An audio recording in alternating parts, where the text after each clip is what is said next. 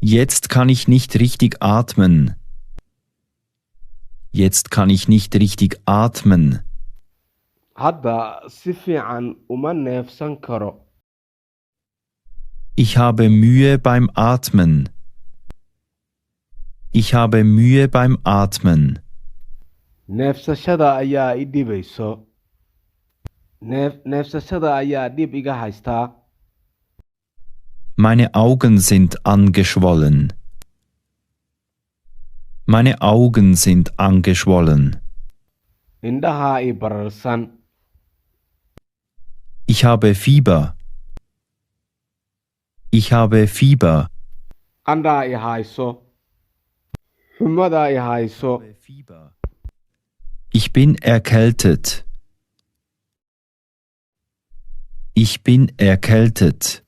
Hergab ayaa i hayo. Ama hergab ayaan qabaa. Duri ayaa i hayo.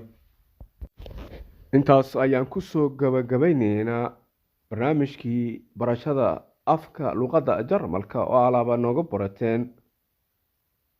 Waa anigoo ah weriye macallin Cabdinaasir Qujufa, freelancing journalist and photographer, dulqaad media show and teacher. Intaan ku kulmi doono barnaamij la mid ah barnaamijkaasi sidaasi nabaddiino nooli kulanto.